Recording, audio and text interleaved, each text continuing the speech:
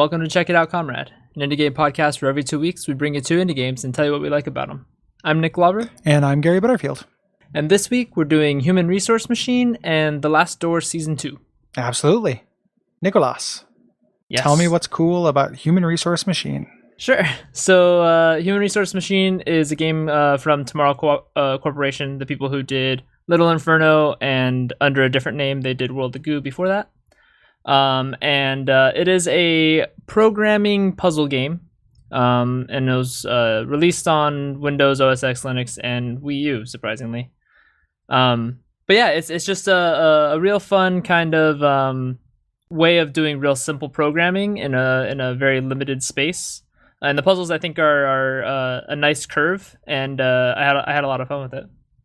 Yeah, it's so when we say a programming puzzle game, the other one we've done for the show is Infinifactory. Right, and I did that kind of mini review of TIS 100 from the same guys who did Infinifactory. And Space Cam. So there's like one guy who does a lot of these.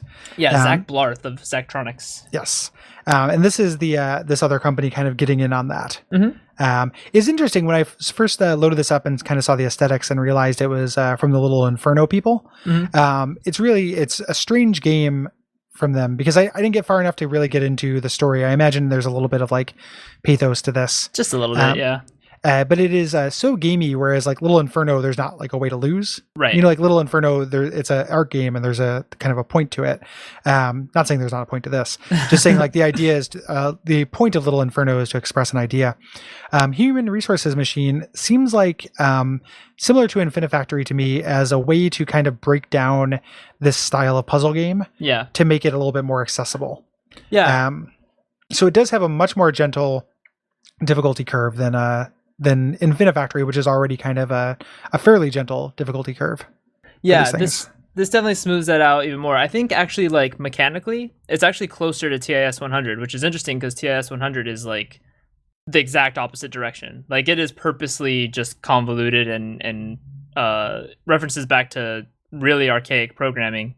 But this takes kind of that real low level and puts a really nice skin on it. Whereas in Infinifactory, you're doing it in a completely different space with tools that do not like echo programming right off the bat, right? It doesn't like scream programming at you when you first start playing.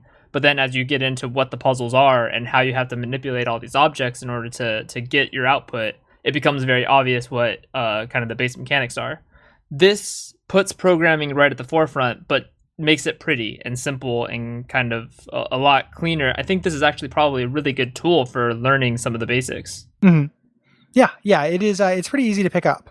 I didn't spend tons and tons of time with it because these games are never going to be like, it's all varying degrees of like not totally my thing. Absolutely. These are Nick games 100%. Yeah. Like it's not like I don't dislike it. I liked it. And I like this approach to puzzle design where it is about efficiency rather than a solution.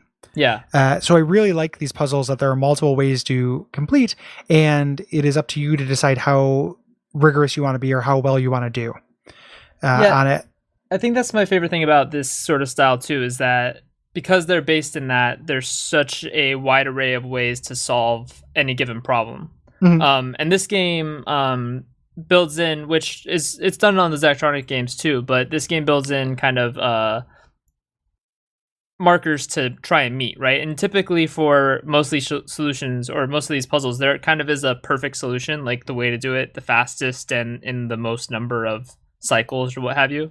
But there's a large scope of ways to do it that aren't that perfect way, and it doesn't punish you for not doing things perfectly. It just wants you to get through the puzzle however you wish, and then if you want to challenge yourself to go back, revisit the puzzle, and create sort of a more optimized solution, that's completely your prerogative.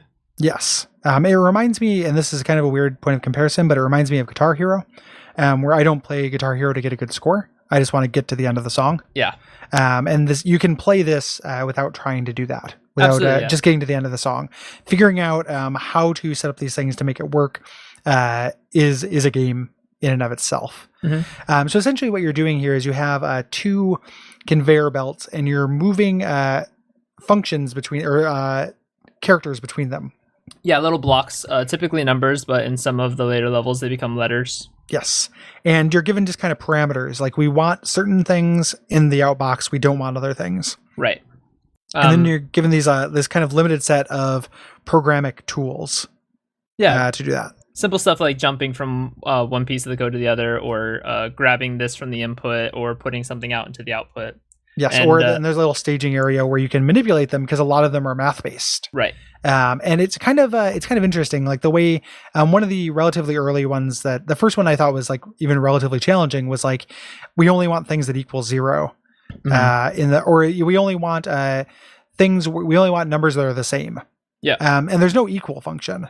So you can't do like an if equal, then put this there. You have to try to subtract it from itself, see if the sum is equal, then go back to the first thing and put it in the outbox. Exactly. And that's why it harkens back to TIS 100 to me, because this is very low level in that you don't have those kind of higher level functions of, is this number versus this number equal? You can only kind of compare to a 0 or, a 1 or greater than 0 or less than 0. You have very rudimentary comparisons, and that's actually very similar to assembly programming, especially of the sort that TIS 100 tries to gamify. Yes, and it just kind of gets you doing this little kind of math logic stuff to figure out how to get to this point. The interface is real clean and easy. You just kind of drag these functions over to your set of code over on the right, and then you have your little cuties. And kind of a weird perspective. Yeah.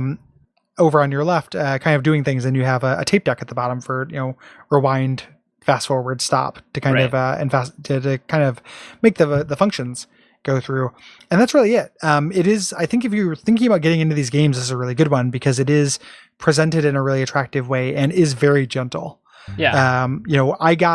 I got more levels into this than I did Infinifactory. Yep. And Infinifactory was pretty gentle because space is easier to think about than math for me. And I imagine Infinifactory is just kind of more complicated in general. Yeah. Just because you're actually dealing with 3D. But here it's like I feel I got like on the little ladder that is the entire game, 30 to 40% through it. Yeah. Just in a couple hours of playing. With a couple like satisfying things, and then it got hard enough to where I ran out of time and had to stop. But it did ease me in. Like I feel like I get it. Yeah, it's very clean in how it progresses, and it has kind of these offshoot levels that are designed to be a little more challenging. I think there's 3 different offshoots, and they kind of take place in the ladder of levels, kind of where they're appropriate for what verb set you have. But then, the most challenging level in the game is the top of the top most of these offshoots, not the last level to complete the game, which is a pretty hard puzzle in itself. But then there's kind of a whole other set of challenges beyond that. So how far did you get in it? I beat every puzzle. Okay. I think it was probably 6 or so hours, over the course of a few days. I dropped some, came back, but, I didn't strive to go back and optimize anything. Some of the early solutions, I got a lot of the, kind of optimal ones just because I'm very familiar with the game format. But yeah, the harder levels, I was just like, can I even get this to complete? And I took a long time on that last puzzle because it is a doozy. It's prime factorization of input number. So you're given an input number, you need to put in the output only the prime factorizations of it all the way down to each prime. That's pretty intense. Gets pretty intense. Yeah, you have a big like 5x5 grid of staging area in the middle because you need it. Mm-hmm. Yeah, I'll have to go on YouTube and watch somebody do that. Yeah. Pretty neat though. Like I like it. I liked World of Goo and I liked Little Inferno. Mm-hmm. It's interesting to see this guy move in a very different direction because like Little Inferno does not have a solution at all. World of Goo does not have set solutions. It's a really physics based thing. It's kind of the opposite of this. Like it is about randomness as opposed to this kind of set values. Just kind of throwing stuff at a place until you get the right stack of things you need to bridge across whatever. I can't think of another developer that has put out 3 games that are as different as these 3 games. Absolutely. Like these are worlds apart, and the fact that they're all like pretty good is pretty astounding. Yeah, and the art style is always cute. Yeah, it is a cute aesthetic and good music. Yeah, I dig it.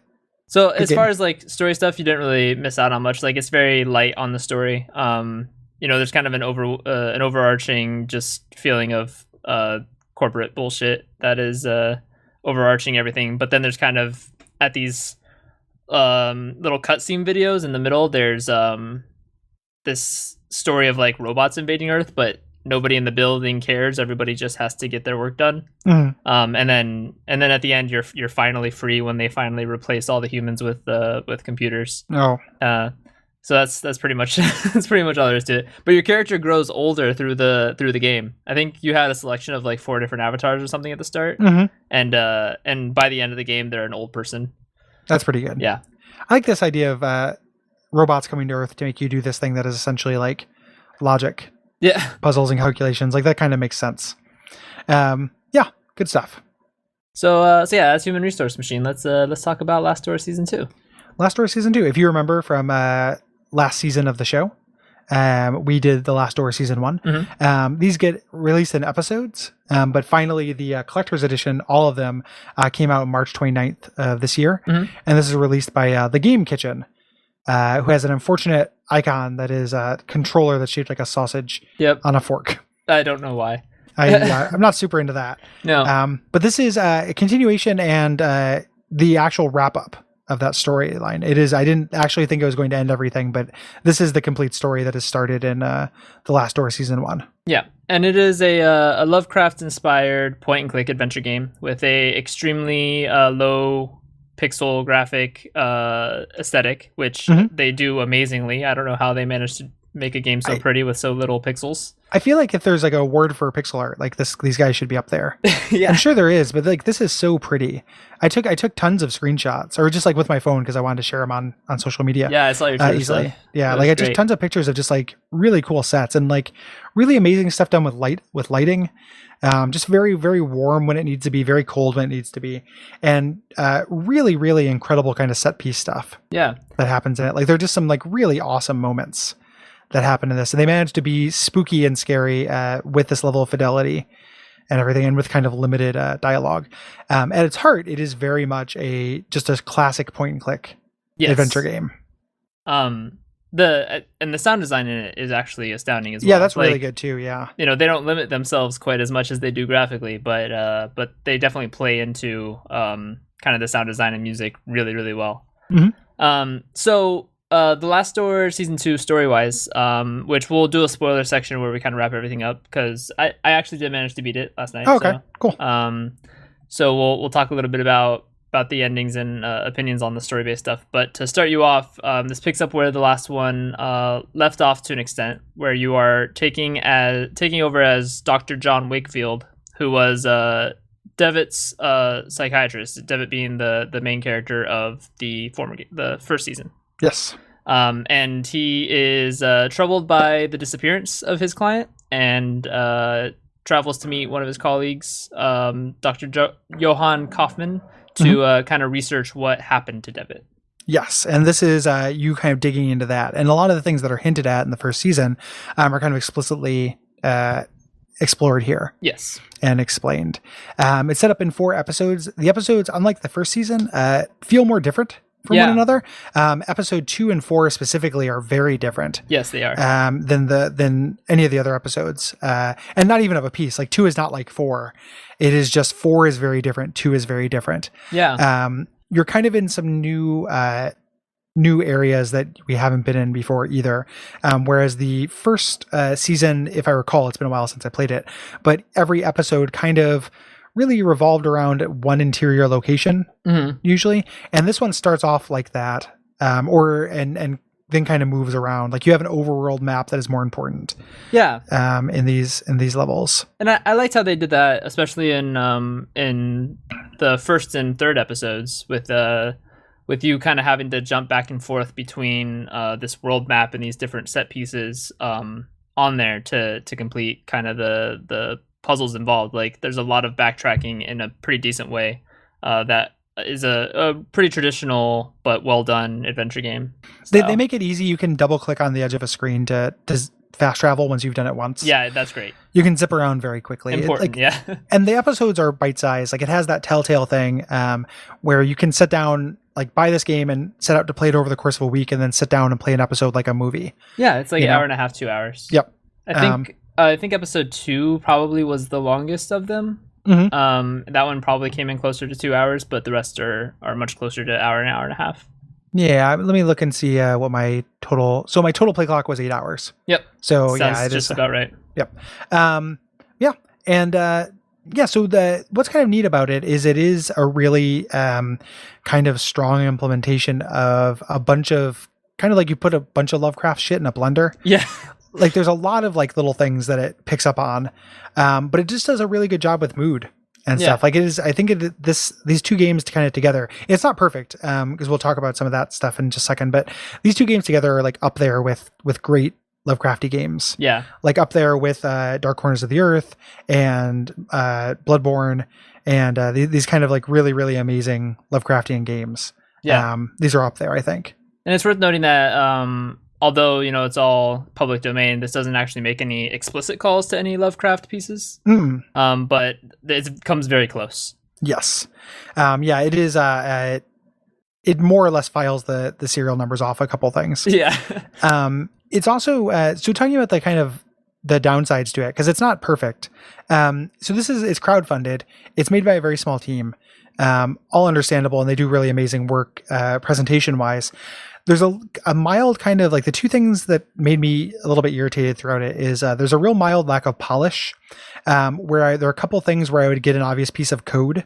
Yep. Like I would click on something and be like, inspect element, something like that. Yeah, like I got a bunch of those too. I mean, I didn't get a bunch. I maybe got like 3 or 4 throughout the whole game. That's probably about the count. Were you playing the collector's edition on Steam? Yes. I think it might be something particular to that. I think when they compiled it together for the collector's edition, they might have missed some stuff. Yeah, they broke some stuff. Which that is the most recent kind of revision of the game. So it would make sense that when they're compiling that, they might have introduced a couple bugs.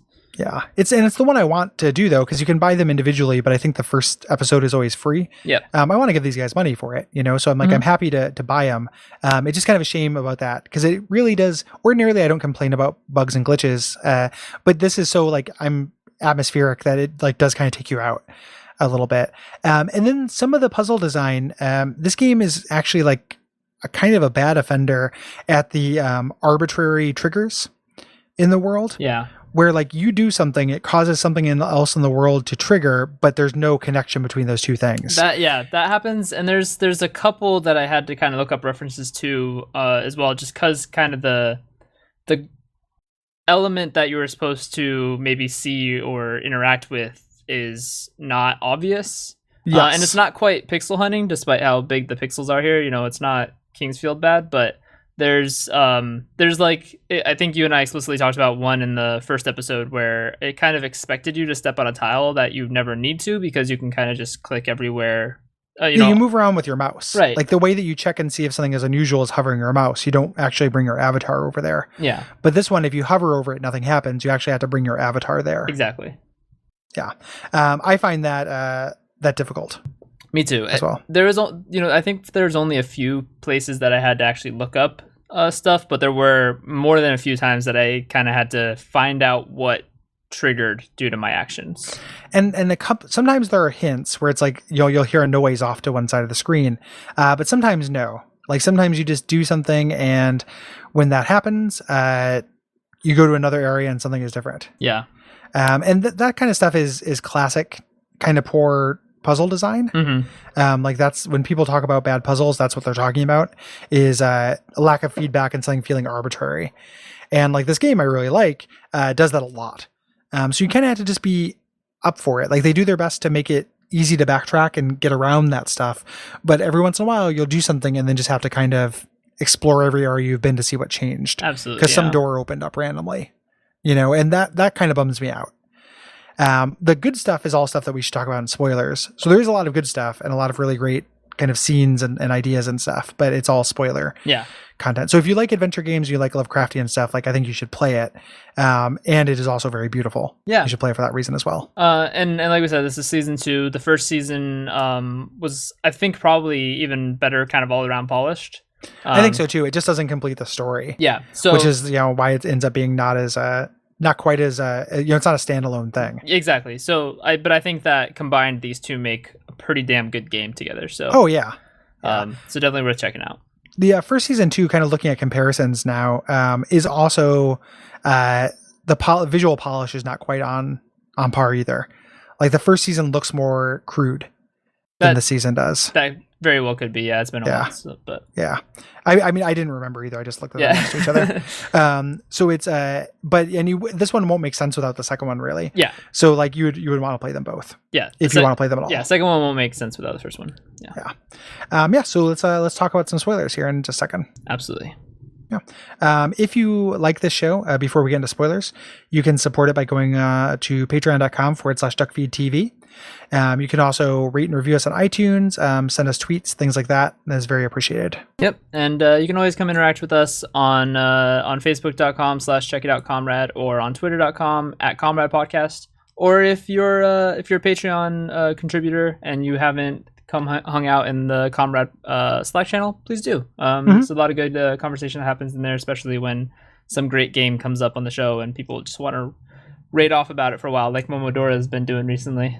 Yeah, which is great. Go Momodora. I think that's probably about it. We really appreciate all those things. Absolutely. Here, brief musical sting, and then we'll talk about some Last Door spoilers. All right. Yeah, I'm glad you beat it because I didn't want to have to tell you the end. Yeah, then I want to talk about it too because I feel like the ending did the last episode I think kind of is separated out from everything else for me. I wasn't really a big fan of the last episode. I liked the last episode. I liked episode 3 and 4 the best, I think. So let's we don't have to summarize them, but let's just kind of talk about why that is. So the you start out the first episode, you were investigating, mostly a mansion, but these areas around town. Second, and it's very similar to Last Door season 1. Mm-hmm. Episode 2 is very explicitly like riddle based. Yeah, and it's riddles all and puzzles. One location primarily. Yes, you move around just a little bit, but it's almost entirely one location. Mm-hmm. And it is it's explicitly like, hey, there's a riddle in a book and you have to kind of solve it. Yeah. There's some really cool puzzles there, but it felt like much more like less narrative focused. Yeah. To me, it felt a little bit like stalling for time. I love the puzzle with the globe, where you're following the directions on the map. Yeah, that's really cool. That one is really cool. I like that one a lot. Yeah. But things get like really exciting and awesome in episode 3. I think episode 3 is probably my favorite. I like it a lot. I liked the setting of it. I think it had a real good Lovecraftian feel. I liked I think all of the puzzles. I don't think I had to look anything up in 3. No, 3 is really fair. Yeah. 3 is really good and does some cool interface shit. So on 3, you are on an island that has this old this old ritual that it follows. That the person you're looking into at the time, thought the answer would be here. Right. And you're just kind of like dealing with these natives who have these old rituals that they follow about this creature that lives in a pit. And they do all these crazy, like really cool detailed things. Like they wear these masks. And when they put on these masks, they take a mirror and they bury it because the mirror is the one that knows what they really are. Yeah. It's the mirror that they were were looking into when they were changing into their mask. They have to destroy or they have to bury because it was the last one. It knows the truth. Yeah. It knows who's behind that mask. Super cool details. That's like really that. Good. And then I love the puzzle with when you start the lighthouse and the pattern that appears in the wall in the light. Yeah, that's good. Because it's like a weird interface thing where you have to click only when the light is on it. Because adventure game usually don't do that. Right. This kind of timing based thing that you have to kind of figure out. And then that entire ending once you go down there, like the final stretch of that of walking through the fog. It's really good. With the masks and then the eyeballs on the wall that open up. Like it's really, really good. It is really good. I love the ending of that. And the reason why 4 is so different is because that is you going past this curtain past this veil. Into the veil, yeah. Yeah, because in the 4th episode, you are operating on explicitly dream logic because you are in, Relier, essentially. Yep, definitely some Dreamlandsy stuff in the 4th episode. My complaint about it, the 4th episode, which makes it really easy for us to go through, is that it seems explicitly way more linear than any of the other episodes previous to it. Yeah. There's no like jumping around or anything, and it's kind of all sectioned off into these 3 explicit sessions before you get to the end. And well, there are areas that recall the other areas you've been through. That's true. Through that, so you go into these little areas that are like mirrored kind of nightmare versions of areas you've been in the previous 3 episodes. That's true. But it also has way less sort of puzzly stuff. It's kind of just getting into these areas and then finding shadows and then peering into them and getting the story. Mm-hmm. So it kind of feels like a rush to kind of wrap everything up. Yeah, I understand what you mean. It didn't feel like a rush to me. It felt like, it's like too late for puzzles. You know, like it's more like you made it. Now you're just going to see some weird shit. Mm-hmm. You know, because the weird shit is totally on point in 4. Oh, it's very good. Yeah, no, I like all the graphic and set design stuff. That's not in any way a complaint of mine. I really liked all that. 4, I think, works a lot better if you think of it as like a really extended cutscene. Yeah, kind of thing. That's pretty much what it feels like. Yeah. Yeah, I mean, there are a couple of really minor puzzles, and you do have to do things in a certain order, but it's pretty low gameplay. Yeah, I would agree with that. At that point, like I also was, finishing it last night and was probably all right, ready for it to be over. So I mean, like I was also okay with moving forward because of that. Like I wanted to see the end. I wanted to see the weird shit, and we end up learning about these 4 kids who found this way to peer behind the veil and everything, and we kind of learn their story. Yep. They found a way to do it without enraging this guardian, which is this gigantic bird. Mm-hmm. And your student tried to do this, failed, kind of became amnesiac, and then is trying again. And you have the choice of sacrificing yourself or letting him sacrifice himself. Right, which that all is sort of the in-between between Season 1 and Season 2. Because in Season 1, you were essentially playing Devitt right after he woke up from amnesia. Yes. From the events that happened the first time they attempted to get through the veil. Yes. And then since then he's gone on to by the end of the first season, he's gone back and he's sort of gone to the last door, as the reference says. It's like getting past this final stage that is typically protected by this guardian. Yes.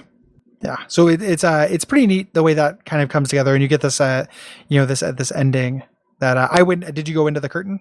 I did. Yeah. I had to look up the don't go into the curtain ending, because the curtain starts closing and you have a limited amount of time to click on it, and you're just choosing between 2 endings. And the 2 endings are essentially the same, just with who survives and who doesn't. Yeah. If you don't go, it's a little bit darker. Yeah. Is the idea. You get this implication that you're still being kind of hounded by this guardian if you don't go, because you like come out with a feather, and then there's like birds are squawking, which always happens because you're scared of birds now.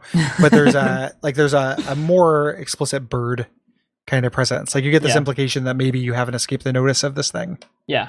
There, but just so many really good kind of monster design stuff in 3 and 4. Yeah. Like the Child's Playhouse thing. That's so good. Oh, it's so creepy. Where you can't, because the thing is, and like you share the space with it, which never happens. The way in these games, when you get confronted with the monster, it usually shows it for a second, and then the episode ends. Yeah, you lose control at that point. And then you wake up in the next episode, you don't know how you got away from it. Right. But this one, it's like right there, and you just can't approach it. You can't get close enough to it, but it just kind of moves in the shadows. Yeah. Super good. That is really good. And then like the Dreamland stuff, like the lady with the cloak, where you click on it and the cloak kind of unzips vertically, like that's real good too. It becomes that tree kind of thing. All the zoomed in stuff, like the full screen images, are all really good. There's the one in episode 3 too, when you're peering through the in the tomb. Yeah, that's really good. Just really spooky and gives you the sense of like real intense dread to actually go forward and get close to manipulate this thing, even though this game does not have a fail state. And doing that, like in a game where you literally cannot die, making you not want to go forward is really, really kind of a feat. Yeah. So pretty impressive. I was into it. I'm glad I played it. Me too. Yeah. It's good stuff. I'd be interested to see what this team does. I'm glad this story is over. Because it got a little like, I think they got a little mythology heavy. I think that between the 2 episodes, keeping track of every, New England sounding name gets kind of exhausting. Yeah, I don't care. I don't have any of the names of the places. Yeah, I would really like them to. I'd be curious to see what they do if they switch to something else or try to do something different. Yeah, if they do more adventure games, like give me more stuff in the vein of episode 3. That was such a solid, well-rounded episode of a game. I love the way they structure these, where you do a little prologue before the credits, where you are oftentimes playing a character that is at odds with the character you actually play. Mm-hmm. Like that first one that starts with you boarding up the house, and then that episode ends with you finding her boarded up in the house. That's really great. And then the birds come. Like, it's really good. I like that, the way they're like really cinematically structured. Yeah, these guys are really good at that. Yeah, super good work and I don't feel like they get a lot of attention. Like, I don't hear a lot of people talk about these guys, and I'd like to see that, see more of that. So yeah, at least they have a quality Wikipedia page. They're doing at least semi well if Wikipedia has taken notice of them for sure. Yeah, apparently GameSpot and IGN have both reviewed them and gave them pretty good scores, a 7 and 8.5 out of 10, and they have a 79 out of 100 on Metacritic. So good job, guys. Not too bad. Not too bad. I'll be curious to see what they do next. So absolutely. Cool. All right. Well, yeah. Thanks, everybody. Yeah. Thanks. Catch you next time. Bye.